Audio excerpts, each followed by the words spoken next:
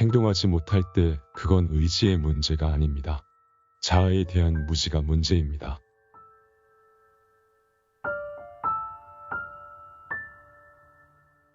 안녕하세요. 멜리플루언서입니다. 오늘 소개해드릴 책은 어떻게 내 삶의 문제를 해결할 수 있는지를 알려주는 것이 아니라 어떻게 충만한 삶을 살아갈 수 있는지를 선명하고 직설적으로 알려줍니다.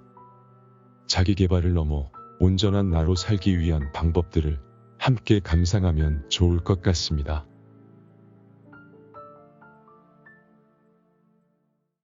충만한 인생을 위한 5가지 기본 원칙. 돛담배를 띄워 이제 먼 길을 나서기로 결정했습니다. 물론 되는 대로 배를 조종해 출발할 수도 있겠지만 혹시나 경험이 없어 배가 바로 좌초되어 위험에 빠질 수 있으니 출발 전에 돛담배 클래스를 딱 3일만 들어봅니다.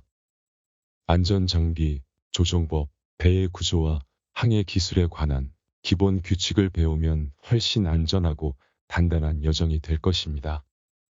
몇 년 뒤 경험 많은 선장이 되면 직관적으로 대양을 누빌 수도 있지만 처음에는 기본을 배우고 규칙을 지킴으로써 우리는 다양한 함정을 미리 피할 수 있습니다. 사람마다 의미 있고 진정한 인생의 모습이 다르겠지만 그러한 인생을 만들어가는데 큰 도움을 주는 원칙이 공통으로 존재합니다. 따라서 최대한 부드러운 여정의 출발을 위해 파트 1에서 의미 있는 삶을 단순화하는 5가지 기본 원칙부터 다뤄보겠습니다. 일단 원칙이란 무엇일까요? 흔히 원칙을 절대 법칙, 올바른 방식, 방법론, 윤리 혹은 도덕이라고 생각합니다.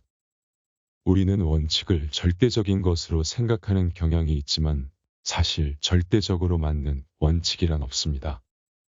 다만 목적에 따라 어떤 원칙이 효과를 내는가가 중요할 따름입니다.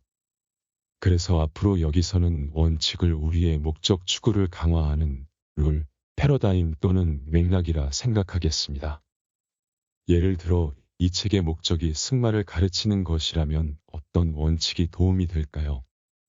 아마 용기, 올바른 자세, 이완, 탄력 같은 원칙을 따르면 승마를 배우는데 훨씬 성공적일 것입니다. 또는 이 책의 목적이 임용고시를 잘 보게 하는 것이라면 순종과 인내의 원칙이 도움이 될 것입니다. 물론 승마를 배울 때의 용기, 올바른 자세, 이완, 탄력 원칙이 임용고시 공부를 방해하진 않겠지만 임용고시 패스에 굉장히 효과적인 원칙은 아닙니다. 이 간단한 예시에서 볼 수 있듯 원칙은 절대 법칙이 아닙니다. 그리고 목적이 달라지면 그때마다 다른 원칙을 적용해야 합니다. 그리고 목적에 맞는 원칙을 적용해야 원칙의 효과가 나타납니다. 맛있는 국을 끓이기 위해 재료를 선택할 때 무조건 맛있는 재료가 아니라 어떤 국을 끓이는가에 따라 재료를 결정하는 것처럼 말이죠. 원칙은 방법도 아닙니다. 오히려 원칙은 방법을 결정해주는 바탕입니다. 한 번은 제가 친구 결혼식에서 신랑 들러리를 서기 위해 필리핀까지 간 적이 있습니다. 보홀 해변에서 결혼식을 하기 전 웨딩 플래너는 5명의 신랑 들러리를 불러 리허설을 했습니다. 무려 30분 동안 반복해서 결혼식의 완벽한 절차를 연습했습니다. 어떤 신호에 들어와야 하는지, 어떤 순서와 속도로 걸어야 하는지, 발로 정확히 어디를 밟아야 하는지, 누가 몇 번째 열에 앉아야 하는지, 어디에는 앉으면 안 되는지 등 우리는 계속 방법만 외워야 했습니다. 많은 규칙에 지쳐 문득 좌절감이 밀려온 제가 말했습니다. 웨딩 플래너님, 우리가 이걸 다 어떻게 외워요? 도대체 이 모든 절차의 핵심 목적이 뭐예요? 웨딩 플래너는 곧바로 한 문장으로 대답했습니다. 그냥 신랑이 즐거운 시간을 보내게 해주면 돼요. 아하, 그것이 우리 의도에 상응하는 동시에 모든 방법을 결정하는 근복 원칙이었습니다. 아름답고 성공적인 결혼식을 위해 우리는 가능한 한 신랑을 편하고 즐겁게 해주면 되는 것이었어요. 그 정보를 알고 난 뒤 우리는 더 이상 수많은 방법을 아예 듣지도 않았습니다. 왜냐하면 기반이 되는 강한 원칙을 알았기 때문입니다. 결국 그 원칙대로 결혼식을 진행했고 더듬거리느라 발이 걸리는 억지스러움 없이 훨씬 더 아름다운 결혼식이 되었습니다. 웨딩 플래너의 대본에 따른 완벽한 결혼식은 아니었지만 그보다 훨씬 독특하고 자연스러운 결혼식이었습니다. 상상해보세요. 누가 춤을 더 우아하게 출까요? 스텝을 하나하나 외우는 댄서. 아니면 이완, 중심, 균형, 리듬, 침착한 원칙에 기반을 두고 춤을 추는 댄서. 스텝과 방법도 중요하지만 장기적으로는 원칙을 기반으로 움직이는 마스터가 훨씬 더 자연스럽고 탁월한 결과물을 만들어낼 것입니다.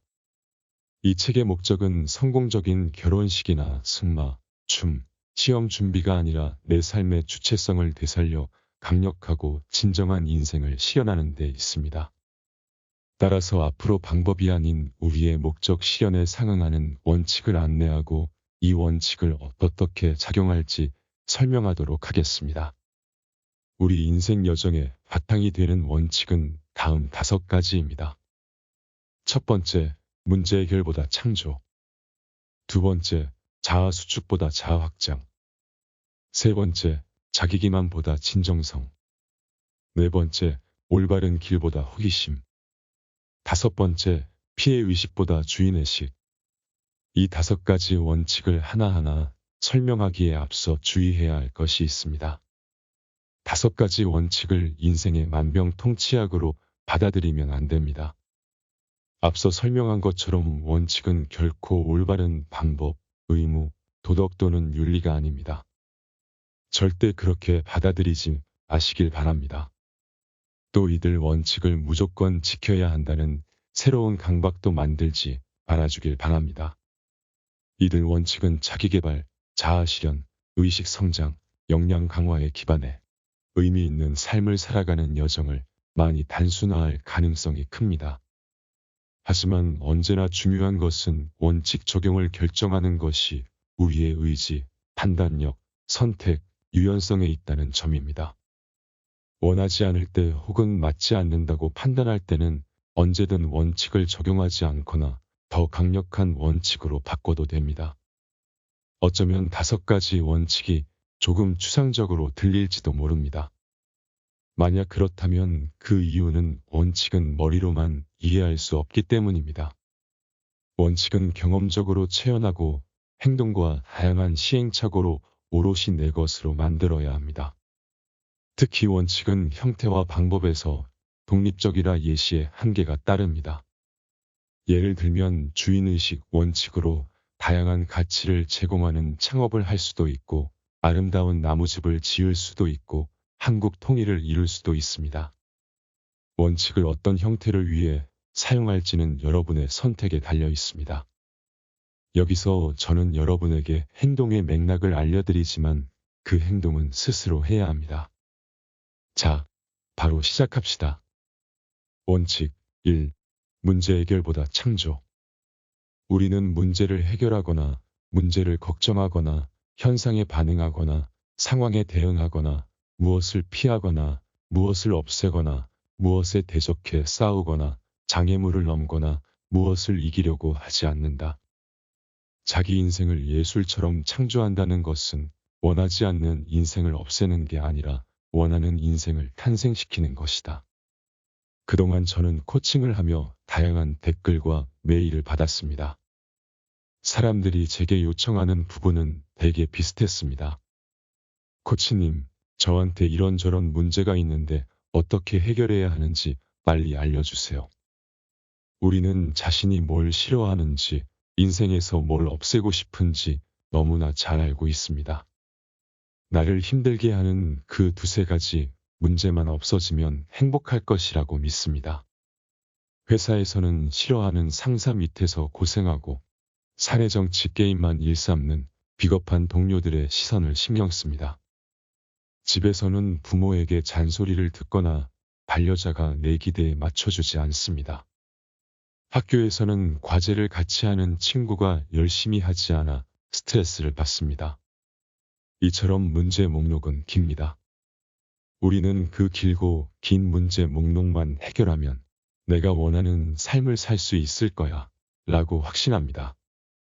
오케이. 그런데 잠시만요. 원하는 삶을 살 수 있을 거라고 했는데 구체적으로 어떤 모습의 삶을 말하는 건가요?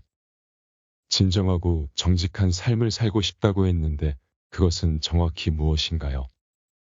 안타깝게도 대부분의 경우 그것을 잘 모릅니다. 단지 힘든 것을 없애고 싶어 할 뿐 무엇을 위해 살고 싶은지는 모릅니다.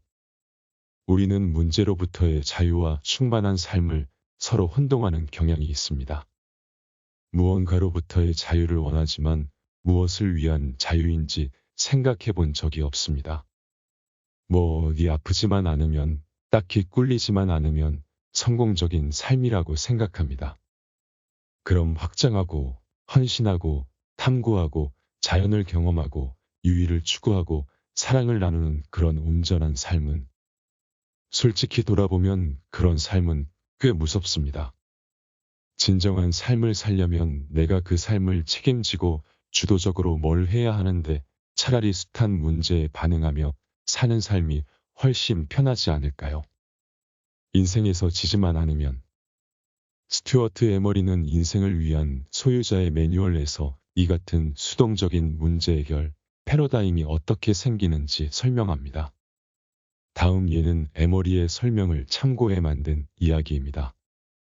어느 날 아이가 아빠와 함께 놀이터에 놀러 갑니다.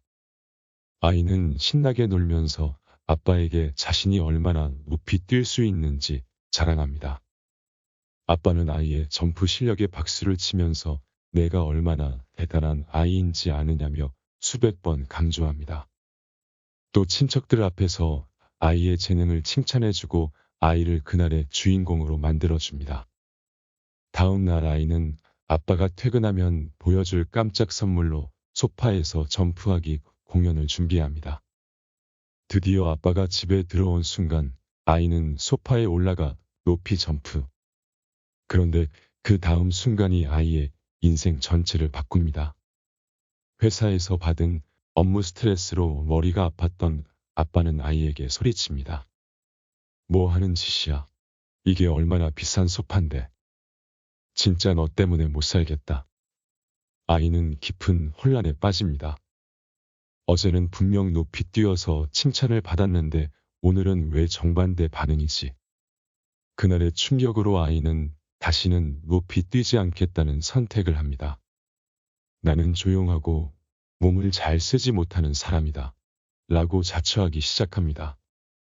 운동에 흥미를 잃은 아이는 딱 자신이 지어낸 초라한 이미지대로 살며 학교에서 몸치라는 별명까지 얻습니다.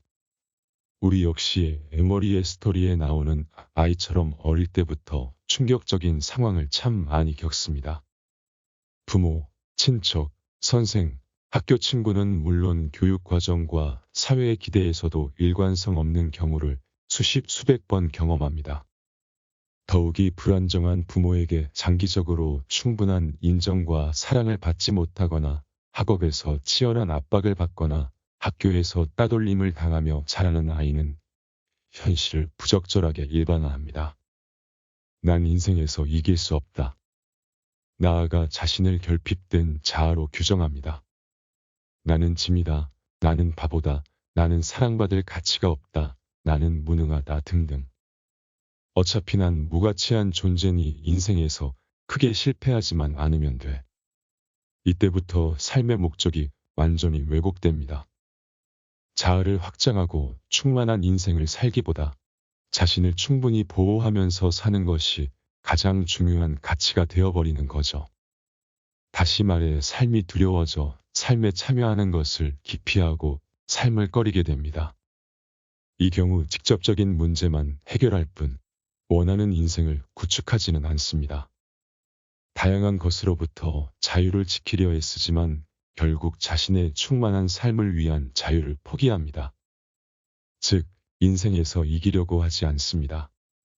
로버트 프리츠 코치는 이런 현상을 두 가지 삶의 지향점으로 설명합니다.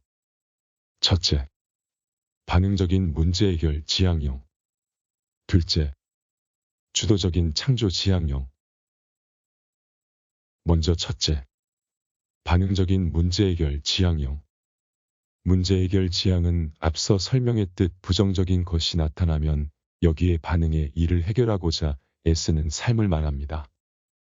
외부 세상의 노예처럼 계속 상황을 해결하고 또 해결하느라 이리 번쩍 저리 번쩍 뛰어다닙니다. 내 코가 석자. 이것은 우리 삶이 스스로가 아니라 외부 상황이나 다른 사람의 지배를 받는 것입니다.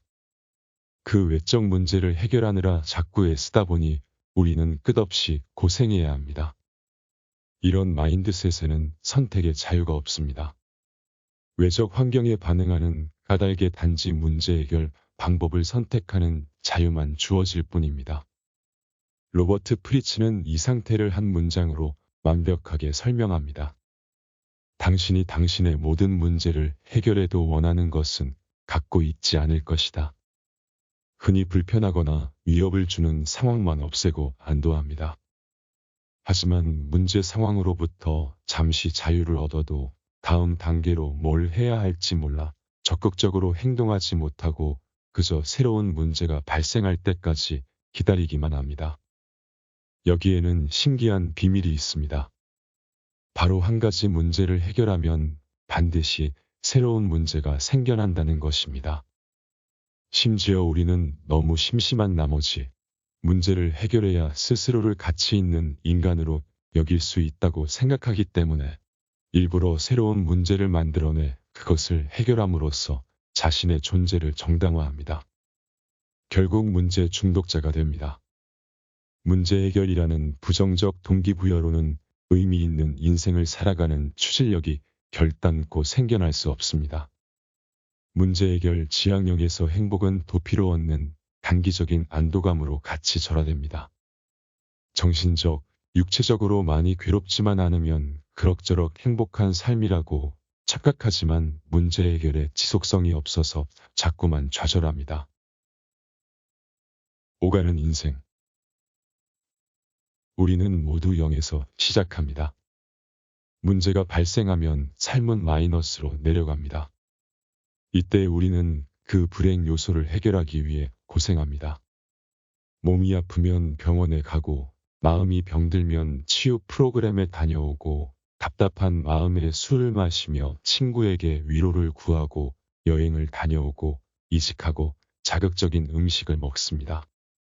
운이 좋으면 내 상태를 마이너스에서 0으로 끌어올릴 수 있을지도 모릅니다.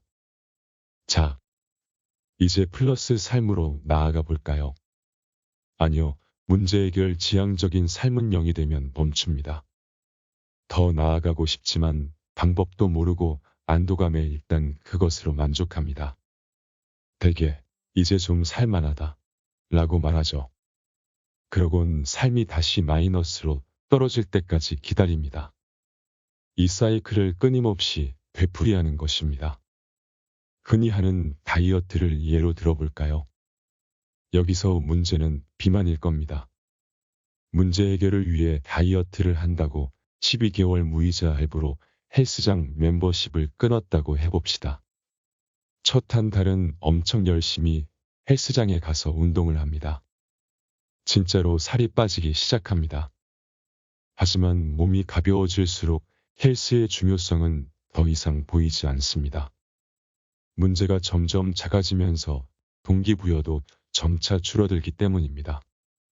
어느 날 햄버거 가게 앞을 지나가다가 강한 튀김 냄새에 유혹을 받습니다. 에이, 한 달 동안 열심히 했으니 그 보상으로 햄버거 세트 한 번 먹자. 그런데 그 한 번이 한 번으로 그치지 않고 패스트푸드의 맛에 빠져 일주일 동안 자꾸 손이 갑니다. 결국 짧은 시간 안에 다시 살이 쪄 비만 상태로 돌아갑니다. 요요 현상이 일어난 거죠. 문제 해결 지향형에서는 연애든 다이어트든 돈벌이든 인간관계든 사회생활이든 모든 것에서 요요 현상이 발생합니다.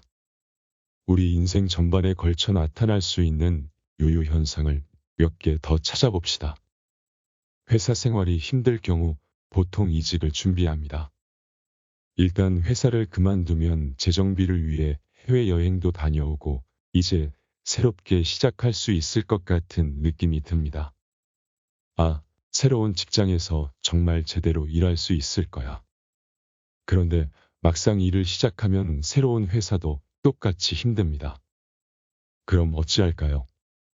기껏 새 회사에 출근해서 또 다시 도피하려고 다음 휴가를 어디로 갈까, 언제 퇴사할까 계획합니다. 타인과 함께하는 것이 싫고 남의 시선이 두려우면 인간관계를 줄이고 혼자이길 즐기면서 스스로에게 말합니다. 나는 내성적인 사람이야. 그래서 혼자 있는 게 편해.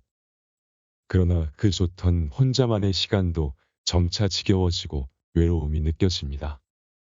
다시 누군가가 곁에 있어주길 갈망합니다. 그래서 용기를 내 다시 사람을 만나지만 역시나 사람들의 시선이 두렵고 혼자 있기를 원하게 됩니다. 왔다 갔다 하는 문제 해결 패턴입니다. 우리가 쉽게 빠지는 또 하나의 문제 해결 패턴이 있습니다. 우리는 흔히 성공과 돈을 쫓으며 이를 가장 효과적인 문제 해결 방법으로 생각합니다. 요즘 힘든데 성공하기만 하면 다 좋아질 거야. 이처럼 성공하면 모든 문제가 해결될 것이라고 믿습니다. 실제로 이런 태도로 정말 피나게 희생해서 돈을 벌고 성공을 이루기도 합니다. 그런데 소위 말하는 성공을 했는데도 좌절하고 다시 넘어집니다. 심지어 의욕이 사라지고 게을러집니다. 그 이유가 뭘까요? 성공하는 순간 더 이상 강박적으로 반응할 것이 없다 보니 자동으로 자기 방해 행위를 저지르기 때문입니다. 즉, 자기 자아의 정당화를 위해 새로운 문제를 다시 만들어야 합니다. 저도 이 현상을 직접 경험했습니다. 회사 일이 너무 싫어진 저는 창업을 했습니다. 창업 초기에는 열정적으로 매일 아침 4시 반에 일어나 생산적으로 콘텐츠를 만들었습니다. 하지만 그날이 왔습니다. 사업 수익이 회사에 다닐 때 받던 월급을 넘던 날. 그야말로 하룻밤 사이에 모든 동기부여가 사라지고 흐지부지 게을러지기 시작했습니다. 이 메커니즘을 모르면 보통 왜 갑자기 들끓던 내 열정이 식었지 하고 궁금해합니다. 왜냐하면 나를 사로잡던 해결해야 하는 문제를 해결했기 때문입니다. 두 번째, 주도적인 창조 지향형. 이러한 실패 사이클에서 벗어나려면 삶을 어떻게 살아가야 할까요? 우선 심리적으로 문제 해결 사이클에 갇혀 있다는 걸 알아차리고 슬슬 문제 해결 지향형에서 창조 지향형으로 옮겨가야 합니다. 창조 지향은 싫어하는 것을 없애는 게 아니라 주도적으로 원하는 인생을 구축하는 패러다임입니다. 다시 말해 긍정적 동기부여로 원하는 삶을 미리 정해놓고 그것을 온전히 사는 것입니다. 이 경우 삶이 충분히 불편해질 때까지 기다리지 않고 의미 있는 나만의 삶을 미리 정해 그것에 헌신합니다. 이는 반응적인 인생이 아니라 주도적으로 의도하는 결과물을 내는 인생입니다. 자꾸 불쌍한 나 자신을 보호하는 것이 아니라 내 진심을 실현하는 삶입니다. 마이너스와 0을 되풀이하는 삶이 아니라 플러스로 성장하는 삶입니다. 저는 일시적인 다이어트에 성공한 사람을 한 번도 못 봤습니다. 다만 제가 본 성공 사례는 건강한 인생을 가치로 삼고 삶을 아예 바꾼 사람입니다. 라이프 스타일의 중점이 싫어하는 것에서 원하는 것으로 바뀌어야 장기적인 변화가 가능합니다. 주도적인 창조 지향형의 삶은 뚱뚱해서 다이어트를 하는 게 아니라 건강한 라이프 스타일로 사는 삶을 선택해 다이어트 효과까지 얻습니다. 오로지 생존하기 위해 혐오스러운 직장에 들어가는 게 아니라 직장을 진심으로 내 목적 실현을 위한 단계로 활용합니다. 내 외로움을 해결하기 위해 사람을 만나는 게 아니라 타인과의 관계가 가장 깊은 내 안정터라서 만납니다. 나 자신의 무가치함을 해결하기 위해 창업하는 게 아니라 더 많은 사람에게 내 사랑과 인간성을 표현하기 위해 창업을 합니다. 회사 생활이 싫어서 도망치듯 퇴사하고 창업을 하더라도 결국에는 내가 시작한 비즈니스의 비전을 정확히 알아야 합니다. 그저 회사 생활이 싫어서라는 이유만으로 창업해 수백만 명의 사람에게 가치를 제공해 줄 수는 없습니다.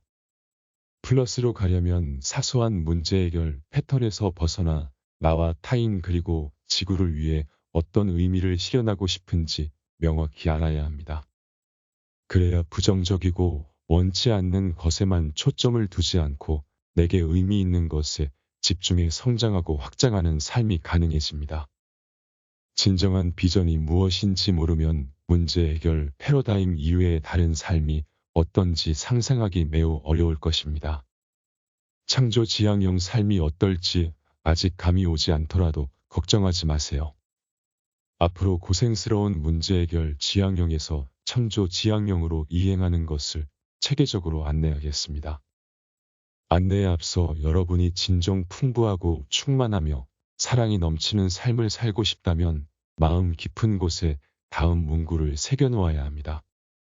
당신의 인생은 해결해야 하는 문제가 아니다. 다만 창조해야 할 대상이다. 문제 초월. 이제 창조로 방향을 바꿔야 하지 않을까라는 생각이 들기 시작할 즈음 이런 의문이 생겨날 것입니다. 문제를 해결하지 않으면 다 망하지 않을까요? 창조 지향형 삶인 인생의 모든 문제를 해결해 준다고 오해하지 마세요. 또한 앞으로 문제를 아예 해결하지 말라는 것도 아닙니다. 중요한 것은 인생의 중점을 어디에 두느냐입니다. 문제에만 집중해 계속 시계추처럼 왔다 갔다 하며 고생만 하고 살 것인지 아니면 당당하게 내 가치, 목적, 목표, 전략을 기반으로 한 행동에 집중해서 살 것인지 말입니다. 당연히 불이 나면 그 불을 꺼야 합니다. 그렇지만 불을 예방하면서 충분히 의미 있는 현재를 위해 헌신할 수도 있습니다. 우리는 인생은 원래 고생이다 라는 말을 많이 듣습니다. 그런데 우리가 되돌아봐야 하는 것은 정말로 인생 그 자체가 고생인지 아니면 내가 인생을 그저 고생하며 살고 있는지입니다. 사실 인생이 고생일 필요는 없습니다. 고생으로 살면 고생이 되는 것이고 창조로 살면 창조가 되는 것뿐입니다. 어느 스승의 말씀이 기억납니다. 문제라고 생각하면 문제가 된다. 모든 문제는 상대적이기 때문에 내가 어떤 상황을 문제라고 받아들이는 순간 그 상황은 위험하고 해결해야 하는 것이 됩니다. 창조 지향형 사고방식은 성장과 결과 실현에 주의를 기울이기 때문에 더 이상 내가 문제를 가상으로 만들지 않습니다. 내가 문제를 해결하는 게 아니라 문제의 삶을 그야말로 초월하는 것이죠. 내 삶을 책임지고 적극적으로 살기 시작하면 오히려 사소한 문제는 자연스럽게 사라집니다. 여전히 크고 작은 문제가 생기겠지만 대부분의 경우 그저 내 길에서 넘어갈 수 있는 장애물일 뿐입니다. 이것은 삶의 피해자로서 문제에만 반응하며 창조를 그저 꿈만 꿀 것인지 반대로 삶의 주체자로서 내 삶을 창조적으로 살아가며 때때로 마주치는 문제를 해결할 것인지의 차이입니다. 문제로 인식할 것인지 아니면 성장을 위한 도전으로 볼 것인지는 여러분의 선택입니다. 이 책에서는 사소한 문제를 어떻게 해결할 수 있는지 알려주지 않습니다. 그렇지만 여러분이 창조력, 실천력, 의미, 주체성, 결단력, 적극성, 의식 성장을 추구한다면 이 책은 여러분에게 적합할 것입니다. 고생은 그만하고 자기만의 삶을 창조해 봅시다. 오늘 하루도 수고 많았어요.